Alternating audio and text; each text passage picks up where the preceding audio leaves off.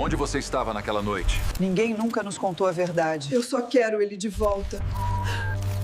Arquivos Perdidos Brasil. Era uma noite fria no interior de Minas Gerais. As ruas de pedra estavam desertas e a neblina rastejava como um véu espesso sobre as colinas. Às 23h45, os sinos da paróquia de São Damião tocaram pela última vez. O som grave e prolongado ecoou pela vila adormecida, não como um chamado à fé, mas como um aviso. Um lamento que o vento levou até as casas mais distantes, acordando quem ainda ousava sonhar. Dentro da igreja, o ar estava denso, quase palpável. As velas tremulavam sobre o altar, projetando sombras que pareciam se mover por conta própria. O padre Maurício, conhecido pela voz serena e pelas homilias sobre arrependimento e culpa, havia encerrado a última missa há poucos minutos. Ninguém imaginava que aquele seria o último instante em que alguém o veria vivo. Pouco antes da meia-noite, um som metálico ecoou pela sacristia, breve, seco, como o choque de um cálice contra o chão. Em seguida, um murmúrio baixo, um arrastar contido, o ranger da porta e o silêncio. Um silêncio pesado, ritualístico. O relógio marcava 23h47, quando as luzes da igreja se apagaram, uma a uma. Ao amanhecer, o sacristão notou o sino imóvel, as portas trancadas por dentro e nenhum sinal do padre. Ao forçar a entrada, encontrou o altar impecavelmente arrumado, mas havia algo errado na perfeição daquela cena. O cálice caído, o livro sagrado com páginas manchadas e um rastro escuro sob o tapete vermelho, estendendo-se até a parede lateral. Nenhum corpo, nenhuma explicação, apenas o ar frio e o cheiro metálico que o incenso não conseguiu disfarçar. Às 8 da manhã, o sino voltou a soar, sozinho, movido por um vento que ninguém sentiu. A partir daquele dia, o nome do padre Maurício começou a desaparecer das conversas, dos documentos e, misteriosamente, dos registros da própria diocese. E agora, 30 anos depois, novos documentos revelam que a verdade pode ter sido escondida dentro da própria igreja. Mas afinal, o que realmente aconteceu naquela madrugada e até onde a fé foi capaz de silenciar a culpa? Se você quer descobrir o que realmente aconteceu com o padre Maurício e por que a igreja de São Damião tentou apagar sua própria história, inscreva-se agora no canal Arquivos Perdidos BR e deixe o like, porque o que vem a seguir revela o lado mais sombrio da fé. O ano era 1997. A pequena cidade de São Bento do Cerro repousava entre montanhas e vales estreitos, envolta por uma névoa constante que parecia esconder mais do que revelar. Ali, o tempo caminhava devagar, como se ainda vivesse sob as regras de um passado que o progresso fingia ter esquecido.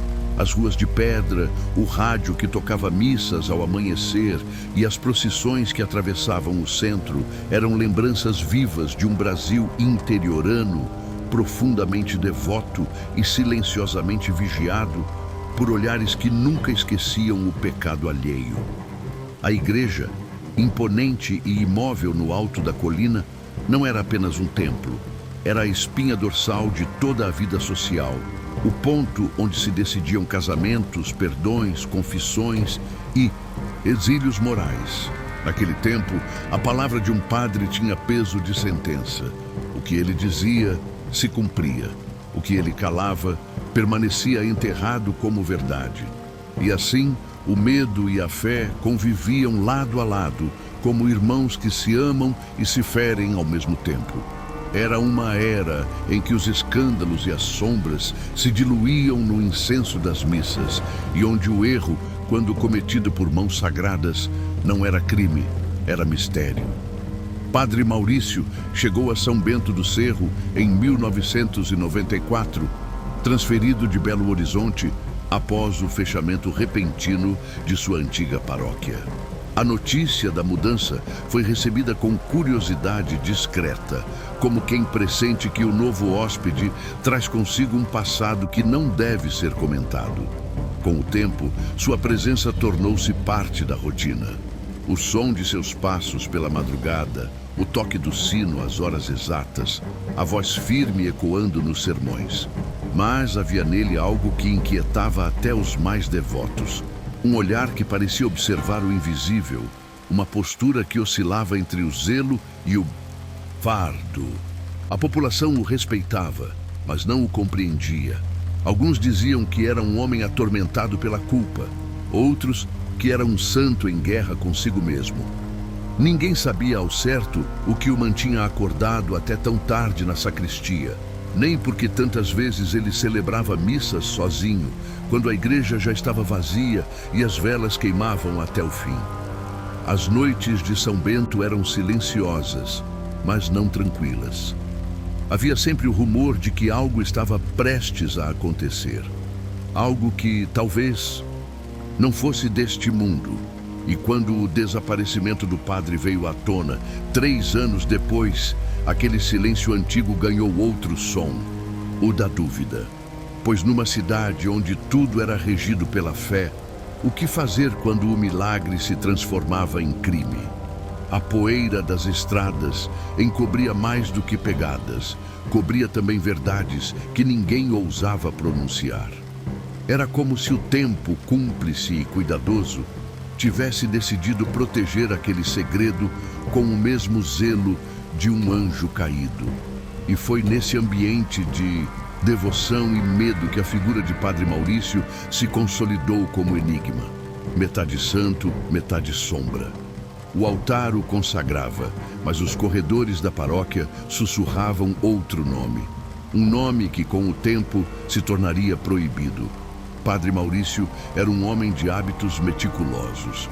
Acordava antes do sol, rezava em voz baixa por longos minutos diante do crucifixo e anotava cada pensamento em um caderno de capa preta que nunca deixava a sacristia. Tinha o rosto magro, os olhos fundos e uma calma que, de tão contida, parecia esconder algo. Diziam que sua fé era inabalável, mas os mais próximos afirmavam que havia nela uma sombra, como se a devoção fosse também penitência. Quando pregava, sua voz não tremia. Porém, havia uma melancolia que escapava entre as pausas, um resquício de arrependimento que ninguém sabia explicar. Antes de chegar a São Bento do Cerro, servira em Belo Horizonte, numa paróquia que fora abruptamente fechada após um escândalo financeiro não noticiado. Documentos desapareceram e a transferência do padre ocorreu sem que ninguém ousasse questionar. Desde então, ele carregava uma espécie de isolamento voluntário, recusando convites, evitando festas e preferindo a solidão das madrugadas, quando passava horas escrevendo cartas que jamais eram enviadas. As crianças o observavam com fascínio e medo. As mulheres da paróquia diziam que seus olhos eram profundos demais para encarar por muito tempo. E entre os homens corria um respeito mudo, o tipo que nasce não do carinho, mas do receio. Maurício não era o tipo de padre que inspirava alegria, inspirava silêncio. Quando cruzava as ruas de pedra, o som de seus passos ecoava com um ritmo quase ritualístico. E ninguém sabia ao certo se era ele quem obedecia ao sino ou se era o sino que obedecia a ele. Apesar da rigidez, havia traços de humanidade que o tornavam contraditório. Aos domingos, após a missa, distribuía pães a famílias pobres e conversava com crianças órfãs, mas nunca deixava que o fotografassem. Quando alguém lhe perguntava sobre o passado, ele desviava o olhar e dizia apenas: algumas histórias não foram feitas para serem lembradas. Essa frase, repetida em diferentes contextos, ganharia peso quando seu nome passasse a figurar entre os desaparecidos. Muitos paroquianos o consideravam um homem santo. Outros acreditavam que carregava pecados que o próprio confessionário recusaria absolver. Em seus sermões, falava constantemente sobre o inferno, não como um lugar distante, mas como uma presença viva, algo que respirava dentro de cada homem e esperava um momento de fraqueza para se revelar. Aquela insistência parecia menos uma lição teológica e mais um aviso pessoal, um recado deixado entre linhas. E havia as madrugadas. Os moradores que viviam nas redondezas afirmavam ouvir passos dentro da igreja quando todas as luzes estavam apagadas. Às vezes, sons de arrastar cadeiras, outras, murmúrios em latim, seguidos por orações interrompidas. Certa vez, um menino jurou ter visto o padre diante do altar às 3 da manhã, ajoelhado, falando com alguém que não estava ali.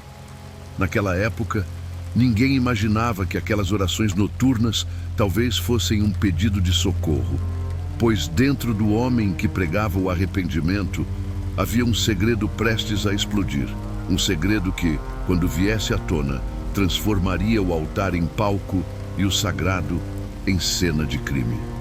Na noite de 23 de julho de 1997, o frio descia pelas ladeiras de São Bento do Cerro como uma névoa viva, insinuando-se pelas frestas das portas e pelas rachaduras das paredes antigas. Dentro da igreja de São Damião, as luzes estavam apagadas, mas uma única chama permanecia acesa sobre o altar, uma vela solitária que tremia diante de uma corrente de ar invisível. Padre Maurício havia celebrado a missa vespertina, como sempre, com o mesmo tom grave e as mesmas palavras contidas. No entanto, alguns fiéis notaram algo diferente. Ele encerrara o sermão sem bênção final, apenas um olhar distante, como quem se despede de algo que não voltará. Poucas horas depois, a cidade mergulhava no silêncio e apenas o vento fazia companhia às torres do templo. Testemunhas isoladas afirmariam mais tarde ter ouvido o som de um carro se aproximando por volta das 11h40. Ninguém viu quem desceu, mas o portão lateral da igreja foi aberto e fechado 2 vezes, com precisão cirúrgica. Dentro, o padre caminhava devagar pela nave principal, o terço preso aos dedos e o olhar fixo no altar.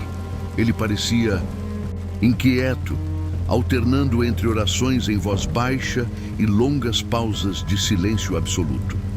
Às 23h47, o relógio da sacristia registrou seu último toque. Em seguida, um som metálico ecoou. O barulho do cálice sagrado caindo e rolando até parar próximo ao tapete vermelho.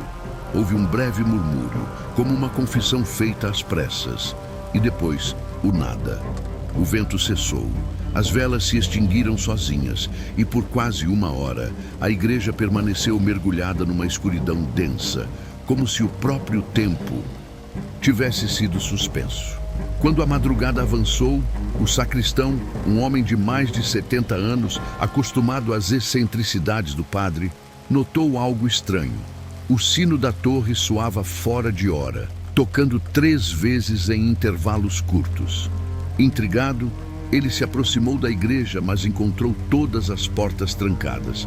Bateu, chamou, esperou. Nenhuma resposta. Por fim, foi embora, acreditando que o padre dormia. Ao amanhecer, os sinos voltaram a tocar, mas dessa vez sozinhos, movidos por um vento que ninguém sentiu. Quando o sacristão retornou, o portão lateral estava entreaberto e o interior exalava um odor metálico, pesado. O altar parecia imaculado, mas o excesso de ordem era o que mais assustava. Os castiçais alinhados com perfeição, o livro sagrado aberto no Salmo 91, aquele que habita no esconderijo do Altíssimo, e um pequeno rastro escuro que se estendia sob o tapete, seguindo até a parede do fundo. A cena era contraditória demais para ser acidental. Não havia sinais de luta, nem de invasão. O cálice caído no chão reluzia com um brilho frio e as páginas da Bíblia exibiam manchas secas, escurecidas pelo tempo. Tudo indicava que algo havia sido removido dali. Algo ou alguém. O corpo do padre não foi encontrado e nenhuma gota de sangue foi coletada oficialmente. Horas depois, a polícia chegaria, mas não antes que a diocese enviasse 2 representantes. Um deles ordenou que o altar fosse coberto com um novo pano, por respeito ao sagrado. Outro pediu que o local fosse trancado até segunda ordem. Quando a perícia chegou, o ambiente já havia sido alterado, o chão lavado e os objetos reorganizados. O crime, se é que houve um, havia sido purificado antes de ser registrado. E naquela manhã fria, enquanto os fiéis rezavam pela alma de um homem que talvez ainda estivesse vivo, uma pergunta silenciosa ecoava sob o som dos sinos. O que aconteceu dentro daquela igreja, entre o último toque das velas e o primeiro toque do medo? Quando o sol nasceu sobre as montanhas de São Bento do Cerro, a cidade ainda parecia adormecida, mas algo no ar havia mudado. O som dos sinos, que antes marcava o início do dia, agora soava como um lamento distante. As portas das casas abriram-se lentamente, e em cada esquina surgiam grupos de fiéis confusos, trocando sussurros, repetindo as mesmas perguntas com medo de ouvir as respostas.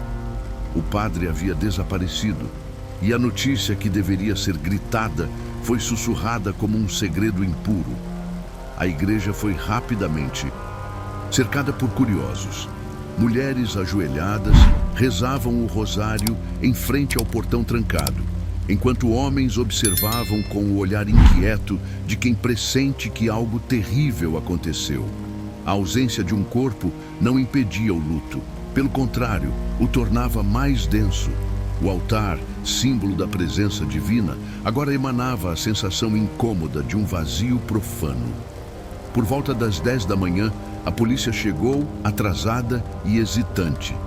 2 oficiais locais, visivelmente desconfortáveis, foram impedidos de entrar na sacristia por representantes da diocese que já estavam lá. Nenhuma autoridade civil questionou a intervenção eclesiástica. Afinal, em São Bento, o poder da batina ainda era maior do que o da farda. O delegado limitou-se a registrar uma nota breve. Padre Maurício ausente desde a noite anterior. Igreja sem sinais de arrombamento. Enquanto isso, a imprensa regional recebeu ordens silenciosas para não publicar nada. Os jornais preferiram anunciar uma licença espiritual por motivo de saúde, uma forma elegante de sepultar o escândalo antes mesmo que existisse. Os fiéis, divididos entre a fé e a dúvida, encontraram refúgio nas missas improvisadas, conduzidas por padres substitutos enviados pela cúria. E cada homilia parecia construída para acalmar, não para esclarecer. Naquela manhã, os sinos voltaram a tocar. 3 vezes, em intervalos curtos, o mesmo som ouvido na madrugada. Alguns moradores juraram ter visto uma fumaça branca saindo da sacristia, mas quando a polícia voltou, no fim do dia, tudo estava em ordem, como se o tempo tivesse apagado qualquer vestígio de perturbação. O desaparecimento do padre deixou a cidade suspensa entre o medo e a devoção. A igreja manteve o silêncio, e quanto mais as perguntas aumentavam, mais o caso parecia ser empurrado para o esquecimento. Mas havia detalhes que não se encaixavam, vestígios que nem a fé conseguia explicar e que logo fariam a investigação tomar um rumo inesperado. Porque, atrás da fachada serena da paróquia, algo muito mais obscuro começava a emergir. A investigação começou com atraso e terminou antes do tempo. O delegado responsável, um homem de voz trêmula e fé inabalável, parecia mais preocupado em agradar ao bispado do que em encontrar respostas. O primeiro registro oficial foi feito 3 dias após o desaparecimento e continha apenas 2 linhas. Padre Maurício ausente desde o dia 23. Nenhum indício de crime aparente. Aquelas palavras, escritas com caligrafia apressada, selaram o destino de uma das investigações mais silenciosas da história da cidade. O altar, cenário do possível crime, já havia sido completamente limpo. O chão fora lavado, o tapete substituído e as manchas misteriosas desapareceram sob o novo verniz aplicado por ordem religiosa. A perícia sequer chegou a coletar amostras e os agentes, acostumados à hierarquia do sagrado, não ousaram contrariar o comando eclesiástico. O argumento oficial era simples: a casa de Deus não pode ser tratada como cena de crime. Assim, a verdade começou a ser diluída na água benta da conveniência. Durante as primeiras semanas, depoimentos surgiram de forma dispersa. Um morador da região rural afirmou ter visto um carro preto estacionado próximo ao muro da igreja na madrugada do desaparecimento. Outro relatou ter ouvido gritos abafados vindos do interior do templo. Nenhum desses relatos foi anexado ao inquérito. O delegado alegou falta de provas materiais e orientou a comunidade a confiar na providência divina. Mas havia algo ainda mais perturbador. O diário pessoal do padre, guardado sempre dentro de sua escrivaninha, desapareceu na mesma noite. Quando a polícia perguntou sobre ele, o sacristão afirmou que 2 representantes da diocese haviam levado todos os documentos da sacristia para análise interna. Nunca mais foram vistos. Com o tempo, a explicação tornou-se oficial. Nada de relevante foi encontrado. A partir daí, o caso se transformou em rumor. Os fiéis começaram a interpretar o sumiço como uma espécie de martírio, um castigo ou milagre, qualquer coisa, menos um crime. A imprensa nacional jamais tocou no assunto, e dentro da cúria, uma única ordem foi dada: silêncio. O nome de Padre Maurício foi retirado dos registros de transferências e substituído por um traço. Era como se, oficialmente, ele nunca tivesse existido. Mesmo entre os investigadores mais céticos, havia desconforto. Um dos policiais, em entrevista anônima décadas depois, confessaria: nunca vi uma igreja tão limpa. Era como se tivessem tentado apagar até o ar que ele respirou. Essa frase, dita em tom de culpa, ecoaria como um epitáfio para o fracasso da investigação. Enquanto o tempo avançava, os poucos que ainda tentavam buscar respostas começaram a enfrentar pressões veladas. Um jornalista local que investigava o caso teve seu carro incendiado e o sacristão, antes disposto a falar, deixou a cidade sem aviso. Quando perguntaram sobre ele à cúria, disseram que havia sido transferido para cuidar de um parente doente. Ninguém soube dizer para onde. A ausência de provas transformou o desaparecimento em lenda. Mas os rastros apagados deixavam lacunas gritantes demais para serem ignoradas. O altar, o carro preto, a carta perdida, peças soltas de um quebra-cabeça que não se encaixava em nenhuma narrativa oficial. E foi no silêncio dos relatórios arquivados que surgiram as primeiras suspeitas de que o caso não era apenas um desaparecimento, mas uma eliminação cuidadosamente planejada. Algo cometido dentro da própria estrutura que deveria proteger a verdade. O altar havia sido limpo com pressa e a fé usada como cortina, mas entre as frestas dessa cortina começava a se revelar um segredo que nem a santidade das paredes conseguiria esconder por muito tempo. Com o passar dos meses, a ausência de respostas alimentou o que o silêncio não pôde conter: as versões. Cada morador de São Bento do Cerro parecia carregar uma hipótese, e todas se chocavam entre si como peças de um espelho quebrado, cada uma refletindo um fragmento da verdade, mas nenhuma inteira. O mistério do desaparecimento de Padre Maurício deixou de ser um caso policial e se tornou uma espécie de lenda moral, onde fé, medo e mentira conviviam sob o mesmo teto. A primeira teoria surgiu do próprio púlpito. Durante uma missa improvisada, um padre enviado pela cúria sugeriu que Maurício havia sucumbido à exaustão espiritual e decidido se afastar para viver em retiro. Essa explicação, simples e conveniente, acalmava os fiéis e afastava o espectro do crime. Segundo essa narrativa, ele estaria em algum mosteiro no interior de Goiás, refletindo sobre os desafios da alma sacerdotal. Nenhum nome de mosteiro foi citado, nenhum registro confirmado. Mas, como acontece com as mentiras piedosas, bastou para satisfazer os que queriam continuar acreditando. A segunda teoria, mais sombria, cresceu nos bastidores.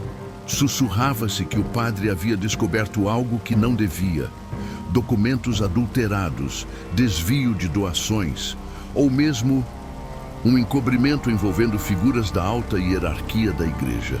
Essa hipótese ganhou força quando se soube que o diário do padre, o mesmo levado pela diocese, continha anotações sobre gastos sem registro e transações em nome de terceiros.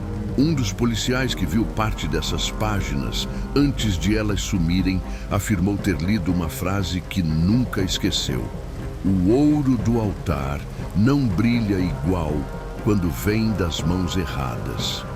A terceira teoria, que circulava entre os mais supersticiosos, era ainda mais inquietante. Alguns acreditavam que Maurício havia se envolvido em práticas que ultrapassavam os limites do sagrado. Falava-se de sessões noturnas na igreja, de vozes em latim, de rituais silenciosos realizados longe dos olhos dos fiéis. Um antigo coroinha chegou a afirmar que o padre mantinha símbolos riscados sob o tapete do altar, como se tentasse aprisionar algo invisível.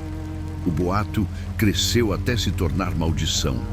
E, como toda maldição, passou a ser temida mesmo pelos que não acreditavam nela. Enquanto as versões se multiplicavam, a verdade se distanciava. Cada nova teoria parecia nascer para anular a anterior, e o caso, aos poucos, se transformou em um labirinto de contradições. Uns viam Maurício como mártir, outros como herege. Uns o imaginavam escondido, outros enterrado. Mas, por trás dessas narrativas, havia um denominador comum: o medo. Ninguém queria realmente saber o que aconteceu, porque qualquer verdade seria perigosa demais para se dizer em voz alta. E talvez fosse exatamente isso que alguém desejava desde o início: não apagar o crime, mas afogar a verdade em hipóteses até que ninguém mais tivesse certeza do que procurar. No entanto, uma década mais tarde, quando o caso parecia enterrado sob o esquecimento, um detalhe esquecido viria à tona e desmontaria todas as versões oficiais. Um pequeno fragmento escondido dentro da própria igreja, capaz de transformar o que era rumor em revelação. Em 2006, quase 10 anos após o desaparecimento do padre, a paróquia de São Damião passou por uma reforma estrutural. O tempo havia desgastado o piso de madeira e o novo pároco recém-chegado solicitou a substituição do altar principal. Foi durante a remoção das tábuas antigas que os operários notaram algo fora do comum: uma cavidade estreita coberta por uma fina camada de argamassa envelhecida. Dentro dela repousava um pequeno baú de madeira escura envolto em tecido litúrgico, o mesmo padrão usado nos ritos de confissão.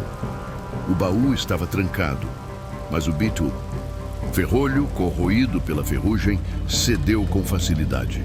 Lá dentro, entre objetos sagrados e folhas manchadas pela umidade, havia 3 itens principais: um crucifixo de ferro retorcido, um terço quebrado e uma carta cuidadosamente dobrada, escrita com caligrafia firme e reconhecível.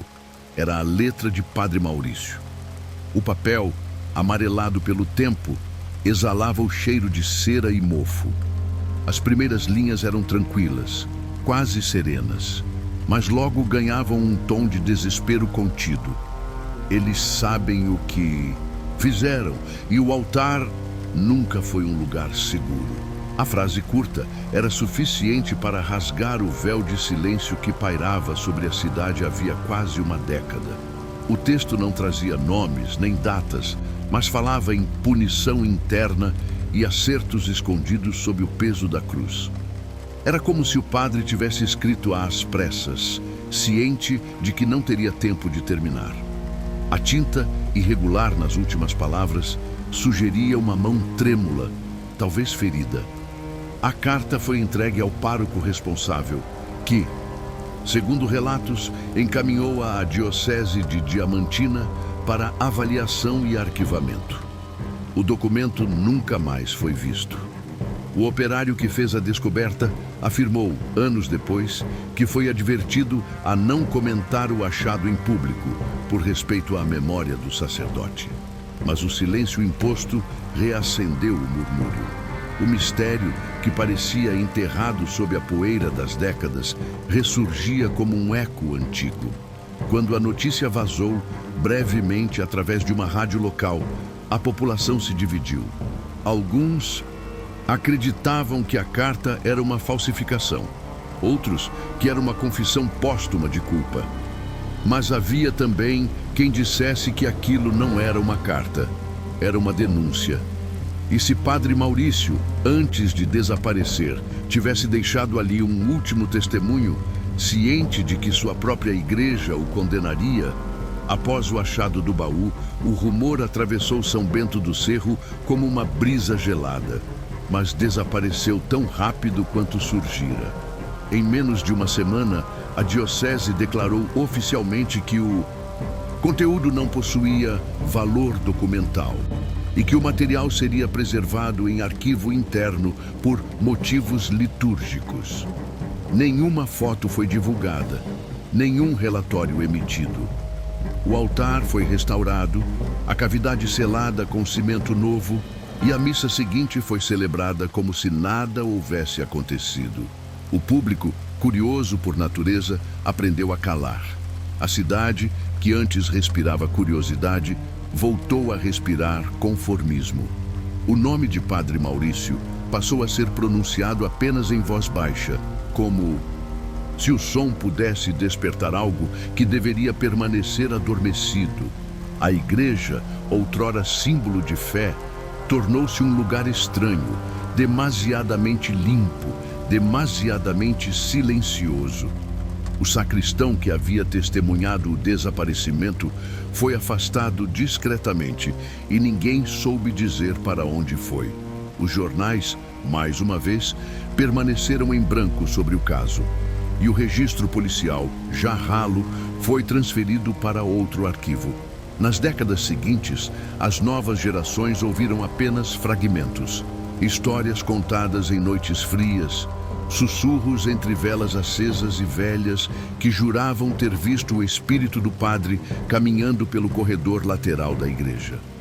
O tempo, sempre paciente, transformou o crime em lenda e o luto em tradição. E talvez tenha sido exatamente isso o que os responsáveis desejavam. Não inocentar ninguém, mas tornar tudo tão distante e nebuloso que a própria verdade perdesse o caminho de volta. Ainda hoje, o altar permanece o mesmo.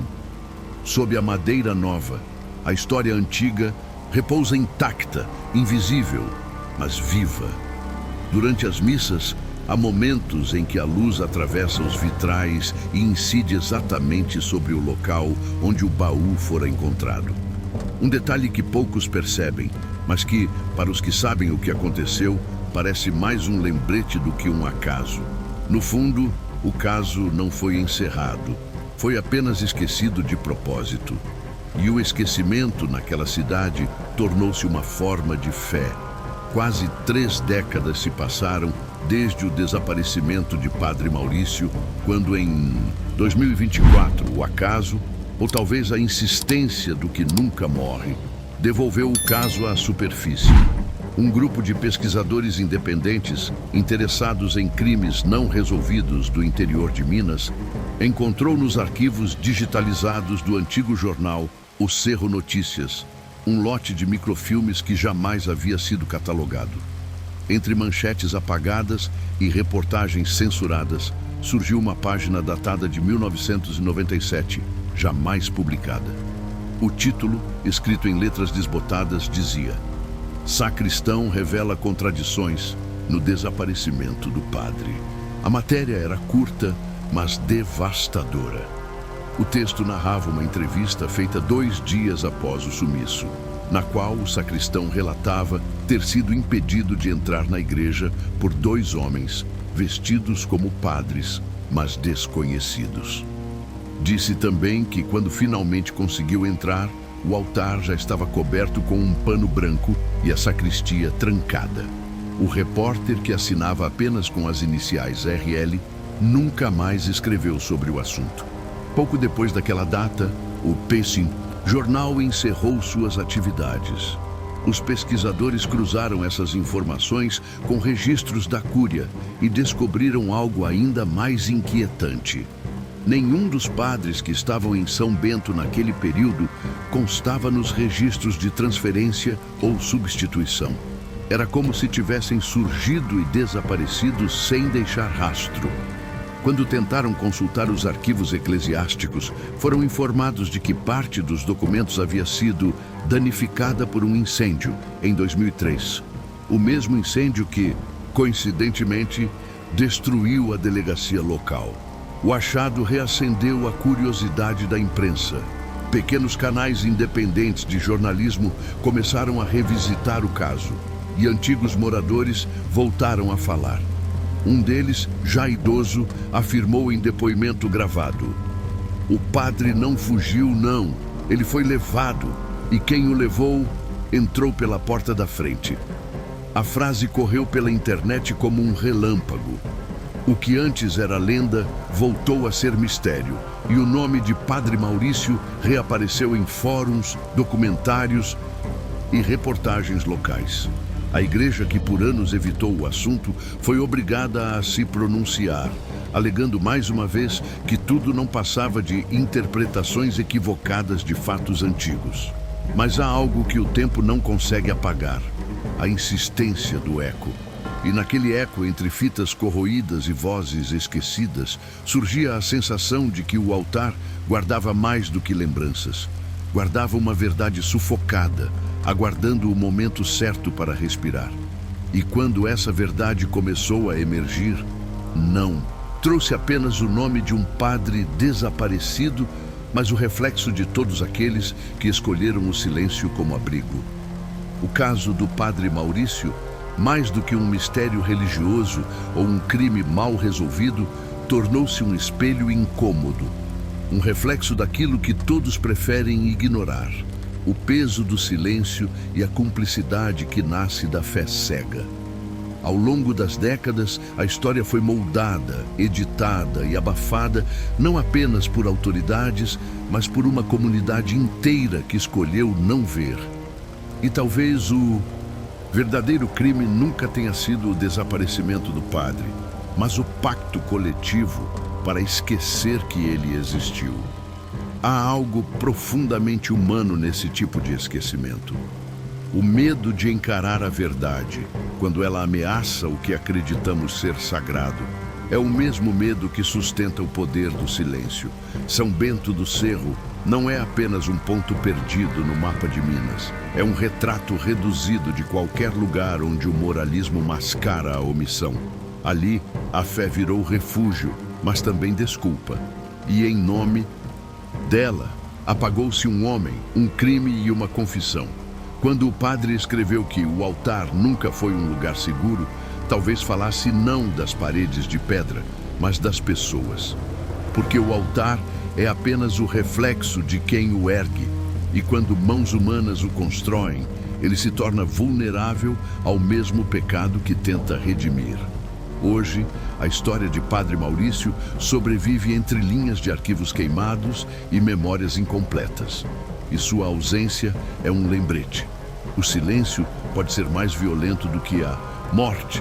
E a fé, quando cega, transforma o sagrado em prisão. O tempo, esse velho cúmplice, tentou esconder o crime sob a poeira das décadas, mas há coisas que o esquecimento não consegue enterrar. Há vozes que continuam a ecoar mesmo quando o altar está vazio. Porque talvez o desaparecimento do padre nunca tenha sido apenas um fim, mas o início de uma pergunta que ainda não sabemos responder. Quantas verdades mais estão enterradas sob o peso das nossas crenças? O altar de São Damião permanece erguido, silencioso e imponente, como se tivesse absorvido cada sombra daquele passado que ninguém ousou enfrentar. A madeira nova reflete a luz das velas, mas não consegue apagar a memória do que ocorreu ali, nem a sensação de que algo essencial foi perdido.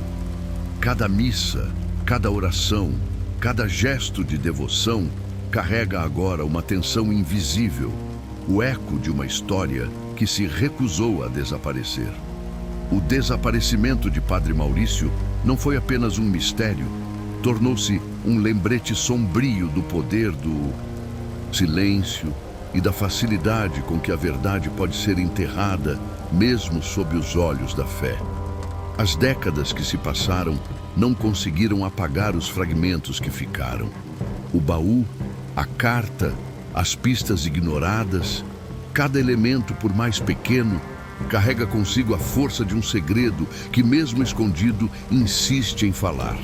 E é nesse espaço entre a memória e o esquecimento que percebemos o que realmente está em jogo: a coragem de confrontar a verdade, mesmo quando ela incomoda, mesmo quando desafia instituições ou crenças. A história de São Bento do Cerro não é apenas sobre um padre desaparecido, mas sobre a responsabilidade de cada um de nós em não deixar o silêncio se tornar cúmplice. Enquanto a câmera imaginária percorre lentamente o altar, as sombras das velas projetam imagens que lembram rostos, passos e gestos que já não podem ser recuperados. Mas mesmo assim, eles permanecem. A narrativa não termina em silêncio.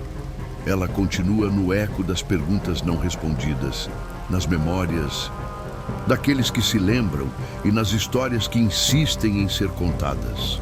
É um convite à vigilância, à atenção e à reflexão sobre o que aceitamos calados e o que decidimos questionar. Se você acompanhou cada detalhe desta investigação, se sentiu o peso do mistério e a tensão que pairou sobre cada pedra, cada palavra e cada gesto, saiba que essa não é apenas a última página do caso. É também um convite a não permitir que as histórias desapareçam, que os segredos sejam acobertados e que a verdade seja esquecida. Cada um de nós tem um papel em manter a memória viva, em questionar o que parece imutável e em buscar justiça, ainda que tardia. E é por isso que, se você acredita que nenhuma história deve morrer, que nenhum mistério deve ser ignorado e que a verdade merece ser investigada, inscreva-se no canal. Ative o sininho para continuar acompanhando os casos dos Arquivos Perdidos BR. Deixe seu like se deseja que mais histórias esquecidas sejam reveladas e compartilhe este episódio com quem também busca entender o que se esconde por trás do silêncio. Porque o tempo pode apagar rastros, mas não pode apagar a vontade de descobrir o que realmente aconteceu.